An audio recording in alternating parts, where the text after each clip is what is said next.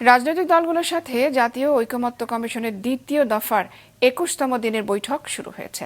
রাজধানীর foreign service একাডেমিতে এই বৈঠক চলছে। বিভিন্ন দলের দেয়া প্রস্তাবের ভিত্তিতে তত্ত্বাবধায়ক সরকার গঠন, সংসদের নারী প্রতিনিধিত্ব এবং সরকারি কর্ম কমিশন, দুদক, মহা হিসাব নিরীক্ষক ও নিয়ন্ত্রক এবং ন্যায়পাল নিয়োগের বিধান নিয়ে আজ আলোচনা হবে। সভার শুরুতে কমিশনের সহসভাপতি অধ্যাপক আলী রিয়াজ বলেন, ৩১ জুলাইয়ের মধ্যে যেসব বিষয়ে একমত হবে সেগুলো চূড়ান্ত রূপ দেয়া হবে। জুলাই সনদের খসড়া দলগুলোর কাছে পাঠানো হয়েছে।